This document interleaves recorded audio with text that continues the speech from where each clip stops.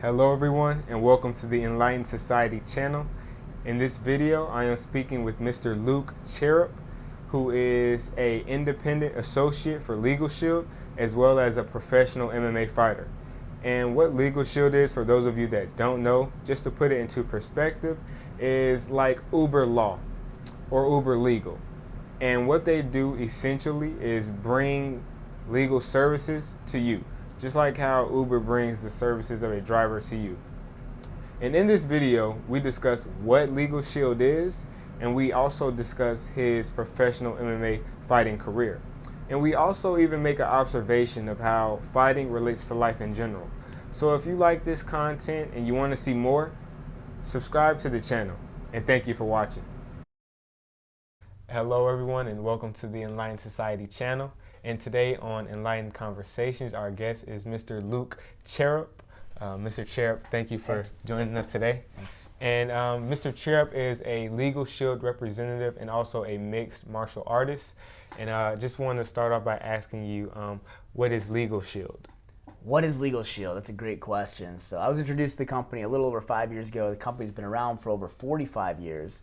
But really, it was designed around the concept of giving everyone affordable access to legal and network of attorneys. So instead of paying the high hourly cost, $200, $300, $400 an hour for an attorney, everyone can have access for as little as $20 a month for a family and have unlimited access to things like consultation, reviewing contracts, sending documents on your behalf, tickets, wills, that type of thing. So just leveling the legal playing field for people in America and Canada. And when I went to the presentation that you had, something that really caught my eye, or something that I really liked, that actually made it click for me, was the analogy that you used with Uber and other apps that were just bringing the service to the public. So how does Legal Shield bring that service to the public, like an app such as Uber?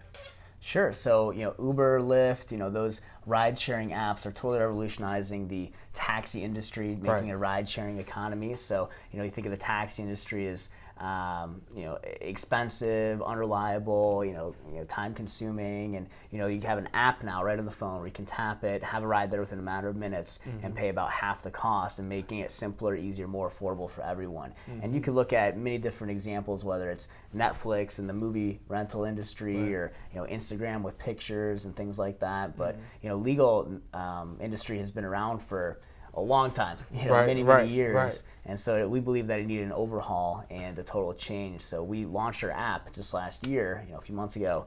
And now we have legal access in the palm of your hands, where you can literally tap that. Once you're a subscriber, a member of our services, you tap the app and have unlimited access to legal for a small monthly fee. So everything that I just mentioned, instead of paying that hourly cost, making it really accessible through that app. So for example, if I'm in a bind or I got a speeding ticket, if I have the app and I'm a member, I can just tap the app and have an attorney give me advice or run me through the process of how I would do that. Yeah, absolutely. So whether it's just advice, we have advice that's unlimited. So unlimited really means unlimited. You can talk to them as much as you want, whether it's once a month or some of my clients 100 times a month. They're calling on all the time. But you're going to speak to an attorney that is an expert in that area of law you're calling in about. So whether that's family law, traffic law, real estate law, tax law, you speak to that expert attorney, talk to them as long as you like, not have to worry about getting a bill afterwards. So the way it works, and I'll see if I can pull out my app right now, but you simply... you have this app right there. You can tap it. It says call your law firm. That's when you're calling in. Directly. Absolutely. You're going to call right into the law firm, in your state, because we're in all 50 states, 4 provinces in Canada. So it's, per state. Talk to the attorney. They're going to advise you. And, in some cases, they can write a letter for you, make a phone call for you, review a document for you. And all that is included in the membership. Other things in the app, snap by speeding tickets, you get a traffic ticket. A lot of my clients, either they have teenage drivers or they drive like a teenager and then they need access to that. So they can literally, take a picture of the ticket right when they get it. It goes right into the law firm. Their attorney's going to give them a call within a few hours and give them advice on what to do. And they can even go to court for them or with them to help defend them in that ticket. Things like preparing your will, living will, healthcare power of attorney. Those are important estate planning documents. Most people don't get them done because of the cost, we believe. believe. So we take the cost off the table and include it in our membership. So again, you can start doing your will and preparing that right through the app. And then we also have that red button right there, emergency legal access. And we believe that legal situations can happen at any time, not just 9 to 5, Monday through Friday. Right. 7 p.m. on a Friday. Yeah, 7 p.m. on a Friday, 2 a.m. on a Sunday. You can actually tap that red button and get an attorney on the phone with a matter of seconds. So, and they can help you with that situation, whether you're in the wrong place at the wrong time, you're being questioned, detained, or arrested, or simply just you're in an emergency situation, you need access to an attorney. Wow. So even with that, for example, if, let's say someone's getting arrested and detained, do they have the right to say, stop, let me contact my lawyer right now and just call that emergency number?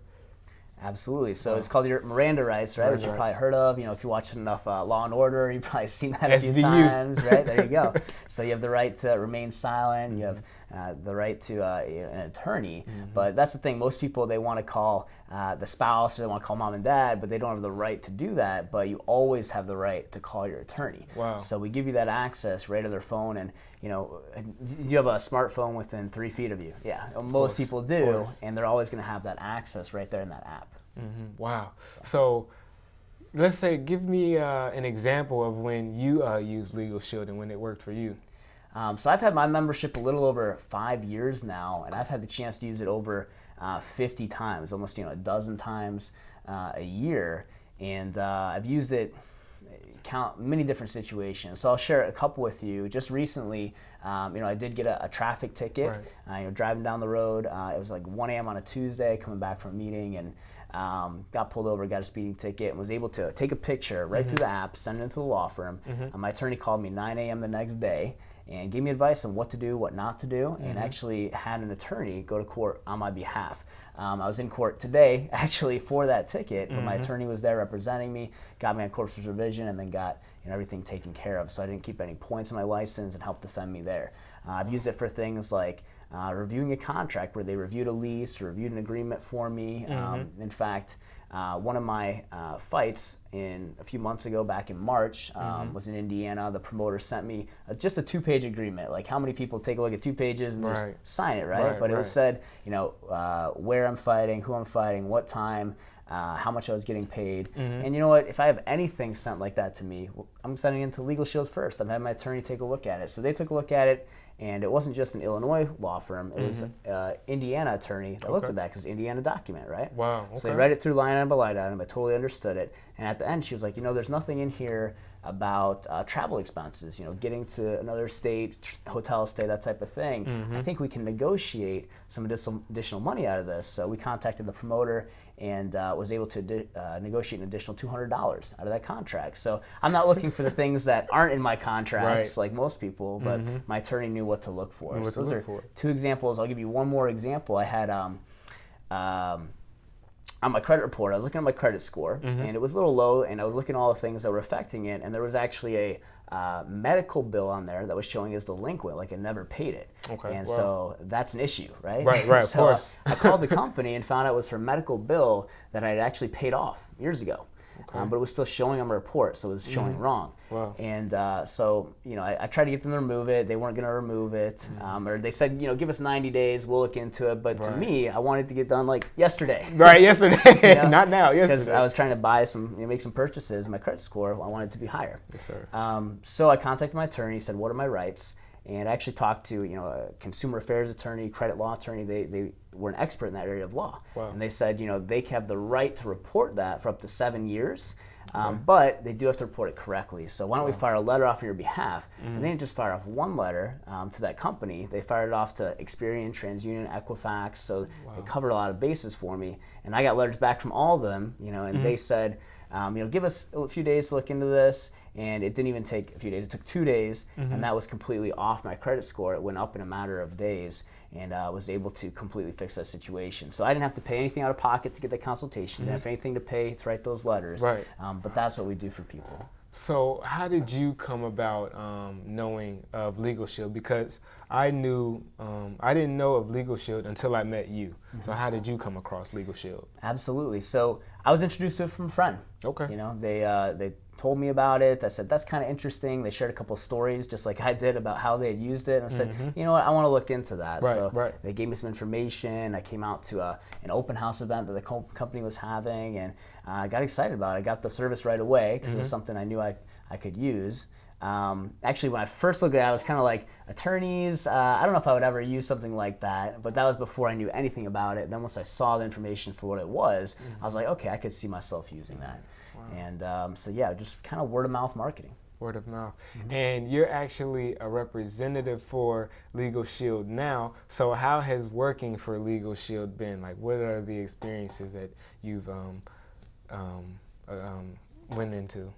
It's been amazing, and so Legal Shield, they have a little bit different business model than a lot of companies, a lot of traditional companies. So they decided to, instead of taking that hundreds of millions of dollars on traditional advertising like TV, radio, billboards, using that same marketing dollars and paying people like you and I to go out there and tell and spread the word about what we do. So kind of word of mouth referral marketing, right? And we get paid to do that. So they set you up not as a W-2 working with the company, but as a 1099 independent contractor. And a lot of companies are starting to recognize the value of doing that because they're spending a lot of money in that 30-second commercial, or if they can pay somebody to share it is what we do. So I decided to join and work with the company, and just very part-time. Very part-time, being a few hours a week, but even a few hours a week was able to generate an extra $500 my first week in the business. So you work on your own schedule? Working my own schedule, own 100% of my time, and so I was working other jobs at the point in time, did it part-time, was able to build up my income on a part-time basis, and start getting some leverage and start having some residual income going forward with that. And now years later, just own my schedule, my own boss, so which is pretty cool. Right. Okay, and now let's switch lanes a little bit and talk about MMA. Sure. So you're an MMA fighter. I want to know. Okay, what is it about MMA that made you want to do it? Like, were you always a fighter? Did you always love fighting? Absolutely not. Okay, wow. It's not surprising. It's not something I ever saw myself doing growing up. It wasn't something I was attracted to in the beginning. But so I was an athlete always growing up. So I wrestled, I played football. I actually went to University of Missouri, D1 program, wrestled there all 5 years. Redshirted and then wrestled and competed there. And after going through that, after graduating, I knew I wanted to still compete. So I actually, continued in wrestling for a period of time. Went to the Olympic trials, things like that, and Olympic qualifiers, and didn't have the success I wanted there, but I still wanted to compete. So my friend actually introduced me to jiu-jitsu, Brazilian jiu-jitsu, and it was very close to wrestling. It's like wrestling with submissions. That's all it is. So I started doing that. Got my butt kicked, like anything when you're doing something new. And I mean, it's jiu-jitsu. Yeah, it's a different sport. So 3 months into it, 6 months into it, I started getting a little more comfortable, started to enjoy it, did some tournaments, won some big tournaments. And so a year or two into it, my coach was like, hey, you should take an MMA fight, because we also have MMA fighters that train at the gym, those types of things. And I said, no, I'm good. Right. I don't want to get hit in the face. I'm good with doing jiu-jitsu, and this is how he got me. He said, you don't want to look back at your life when you're 40, 50 years old and say you could have done it, you had the opportunity, and never did it, never even gave it a shot, never even gave it a try. Wow. And I was like, all right, I'll do one. I'll train for a fight, I'll see what it takes. He should work for Legal Shield. Yeah, right. He's a member, he's got the services. So I took my first fight. I trained for that fight specifically for about 3-4 months, and I'd never done really any striking, so I had to do my boxing, I had to do Muay Thai, and train all the other aspects of MMA, and I won the fight. I was really excited about winning it, and I had that. It was so fun to do and to train and to win. I kept doing it. I just fell into it. So now that was in 2014. So now 3 years later, I finished my amateur career out at 7-0 with 2 amateur belts in 2 different organizations. Congratulations. I just went pro last year. I've now had 3 pro fights. So and now training for the next one. Training for the next one. And, not to give away your secrets or anything, but, what does your training regimen look like? Are you dieting? Are you early morning workouts? Like, what does the training regimen look like for you for an MMA fight? I try and do something every day. So it Okay. may not be MMA every day, Okay. but it might be like today I did strength and agility training. I'll do yoga, I'll do swimming, I'll do some other things, but at least like 5, maybe 6 days a week, I'll do some type of MMA training. So Wow. one day it might be like yesterday was jiu-jitsu, and the day before that it was Muay Thai, another day it was boxing, right? And so I try and get, when I'm doing those, an hour to 3 hours, 4 hours in the gym of MMA. Specific, so sport specific stuff, but I'm always doing something to improve, get better every single day. Okay, and as far as MMA goes, like, who is your favorite MMA fighter? That's a good question. There's so many talented fighters out there right now. For a long time it had been John Jones. Okay, I just like John Jones. I just like that he is always looking to finish a fight, and whenever you watch his fights, he'll throw something different at you. In each round of the fight, he's almost a different fighter with a different skill set. Like he'll wrestle you one round, do jiu-jitsu one round, he'll go to striking, he'll throw different things at you, and he's looking to finish the fight. So he's one of my top favorites. Conor McGregor, I don't necessarily like his attitude, and I don't think a lot of people go to that, but that's really good for the sport. He talks big game. It's a mental psyche. Yeah, it's a mental psyche. He's got a really good mental side of the sport, and he's a very skilled fighter too. So I like watching his fights, and those are top 2, and those are probably the most well recognized right now that I would know. So as far as like fighting style, like what fighting style do you want to have mastered when when MMA is all said and done for you?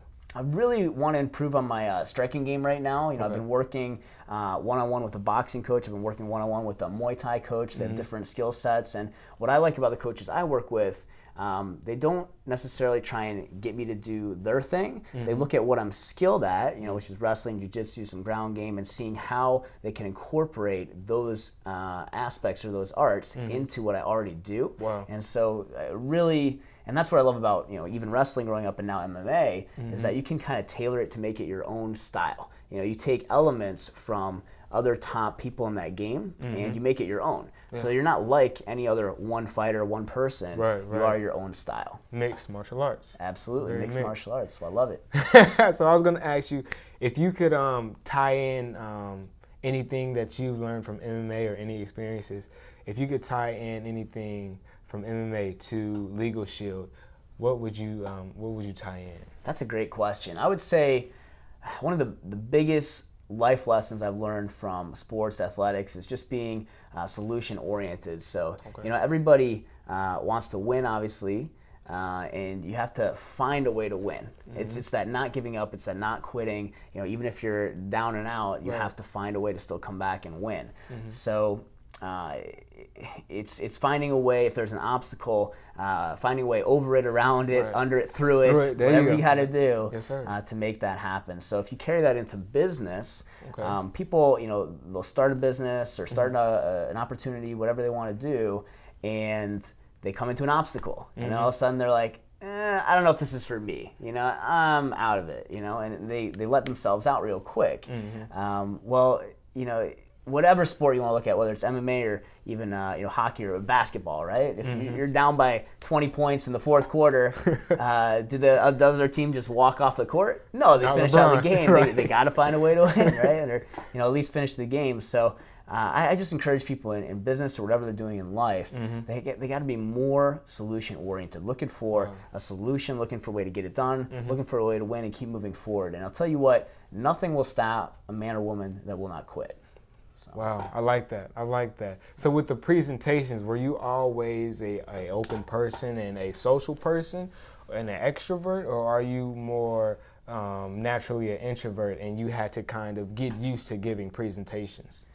Definitely more of an introvert. I was more of that shy person. And thing about wrestling is more of like an individual sport, and that's why I like football growing up, because it was like more of that team sport, right? Sir. So I was more of that introvert, and I think everybody has a fear of public speaking in some capacity. And some are maybe a little bit more prone to do it than others, but it was definitely something that takes time. You have to overcome, and like anything, it's a skill, right? So it's a skill that you can develop and get better. And I just push myself to do. I'm like, you know what? If I can get in a cage and fight somebody for 15 minutes, then I can get on stage and speak about motivation or speak about business, and whether it's a group of 5 people or a group of 500 people, have the ability to do that. And just like with fighting, I don't think the nerves ever really go away. Right. Like you may get a little better at it, a little bit more confident, but whether you're getting into a cage or speaking in front of hundreds of people, 1,000 people, the nerves are still there. And it's just, again, overcoming that and doing it anyways, doing it in spite of the nerves and having confidence moving forward. Yeah. And I mean, you can even think of it as, even when you're on stage or even if you're doing any type of public speaking, you may not think so, but it may be some people in the audience that they may be nervous as well, and they're not even speaking. So I feel like when you think about that, and it kind of levels you out, and you just think, hey, we're all human. So there's really nothing to be nervous about because I'm just speaking to other people. And it brings you out of the, I have to perform at perfection, or they won't like my, speech or something like that. It just gives you it brings you down to a human level. Yeah, I look at it as, if I'm speaking, especially, I'm the expert whenever I'm speaking about it, otherwise I wouldn't be doing it, right? And I know what I am and am not supposed to say, and they have no idea what I'm supposed to say. So even if I mess it all up, would they really even know? So I just keep moving forward. And keep going, don't stop. Do not stop. So I want to ask you an MMA question. Do you remember when you first got punched in the face, and how did it feel? I mean, the obvious question would be that it hurt. It hurts. But I had a mentor tell me one time, you're not in a fight until you get hit. It doesn't wake you up. Right. And I really feel that way now. In the beginning, it scared me to get hit, but now it's kind of like when I take that big strike or that hit or get hit wherever in the body, it kind of wakes me up. I'm kind of like, okay, I'm in a fight now. I'm ready to go. And it's almost like, I think the most nerves that I have is either before the fight or the first 30 seconds of the fight. Once I get past the first 30 seconds, even in sparring, it's like, okay, now I'm comfortable. And because I've trained for so many hours, so many days, even years, and all that accumulates to that, that one moment where I'm in it. And once I get past that first 30 seconds, instinct kicks in. All my training kicks in. And I mean, I just had an epiphany because when you said that, it's just it's always the first hurdle. Once you get past the first hurdle, everything it'll be easier. Because even with this conversation, before it started, I was a little nervous. I'm like, okay, what am I gonna say? But as we just started, everything just started to flow. And it's nothing really to worry about because it's just a conversation between two people. So yeah, I really like that, and that really resonated with me. You may be nervous at first, but once you do it, then it's already done. There's really no nervousness, while you're doing it because you're just like, oh. And then another thing that also clicked is you said when you first get punched is when you wake up. So sometimes I feel like the obstacles that we may face are what we need in order for us to wake up. I like that, yeah. You know what I mean? Yeah. You can go through life, just another day, routine, but once something happens, and whether it's drastic or not, when something happens and you're facing an obstacle, then you're kind of like, okay, this obstacle is in front of me, I have to do something about it. And you kind of wake up and you're like, okay, well, what am I going to do about this thing? So I think that's great. So with the MMA, how long do you plan on fighting in MMA? So you look at any sport, again, especially professional sports, right? There's a lifespan to that. Some lifespans are longer than others. Football career versus golf career is different than others. But I look at MMA where I'm not going to do it forever, and I know that. And going into the sport, I've already given myself kind of that out saying, all right, I'm going to do this to a certain point in time, then I'm done. For me, that was 35, right? So I get to that 35, that's when I'm looking to exit the sport, and I'm 29 right now. So that gives me a good 5-6 years to do as much as I possibly can in the sport, become my best, reach whatever level I can, the highest point that I can, and then know that I'm out at a certain point in time. I'm not looking to be that person that's 40, 45 years old still getting beat up on. At that point, I'd be looking more towards coaching or promoting, representing, that type of thing. Still being involved in that sport, but not in the capacity of getting in the cage. But I believe with that gives me more of an advantage because I know that there's a cutoff point, and like with anything in life, if you have a cutoff point, you have that that big test coming up, right, in school, and you know it's at a certain date. You're gonna get everything you have to get done before that test. Like you may cram the night before and get everything in, but study as much as you can, or get that big paper in, right? Well, it's the same thing with this. If I know my cutoff is at a certain time, I'm gonna train as hard as I have to in the next 5-6 years to get to whatever point that I want to, my max, my highest point. And versus having an endless date and I'm gonna do this as forever or as long as I can. But if I have that cutoff, I feel like we'd be more. Get to a higher point quicker. Definitely. So as far as fighting, in terms of fighting, do you feel like you're at your peak do you feel like you're at your peak right now as far as fighting? I feel that I'm at the best I've ever been. Okay. So I'm at the highest point that I've ever been. Okay. But that's not my peak. I've got much more to go. I like it. I've got much higher plateaus to get to, much higher peaks to get to. That I'm still climbing that mountain to get to them. And but I'm definitely at my highest skill set as of right now today. And how have you come to that conclusion? What evidence do you have that shows you, okay, I'm at my best right now? Just all the fights I've won. I've finished every fight that I've had, every fight that I've won, and I just competing in the gym and who I'm competing against, who I'm sparring against, how I do against them, and how I'm improving. I fought one person sparring 6 months ago, and now I fight them now, and I'm dominating that person or beating that person more than I was. So I always feel like that I'm improving and getting better. And there's certain things that come along with the sport. There are different challenges like injuries. I had injury recently where I broke my nose in 3 places, and had to recover from that. Had to have surgery, and then have weeks of recovery. Have periods where I couldn't train the way I normally train. Had to train in a different way. I had to train more of a mental game. Watch a lot of video, watch a lot of film, do things like that. And again, finding a way. We talked about you have an obstacle, finding a way around it. So, right. But I still believe that now I'm to the highest point that I've ever been. And I will ask you, just as a final question, what are your mental preparations before a fight? Like, what do you do to mentally prepare yourself? I definitely become a different person when I get in the cage. I really. A lot of people meet me out and about, and they hear about my MMA or my fighting career, and they're like, I never would have guessed that. And right. It's like, that's probably accurate because my personality, the person I am, is totally different outside versus the mindset that I have to get in. It's kind of almost like an actor, has to get into that role if they're playing a different role or a different person. I kind of do that with my fighting, where I just get into a different mindset, get into a different role, where I really have to say, like, this person's my enemy, this person's trying to hurt me, that type of thing, and just put myself in the highest possible confidence, most possible strength, and then just positive affirmation after positive affirmation, just reinforcing that I am to my best point possible for this fight, that I am prepared for this fight. So it really takes a lot of effort mentally. And like I said before, that stress that you have never really goes away, but you have to kind of just do it anyways. And it's a lot of fun and it's a lot of stress, but I totally enjoy it. So. All right, and that's all the time that we have, Mr. Cherep. Thank you so much for this conversation. I really enjoyed it. All right, thank you for having me. Yes, sir.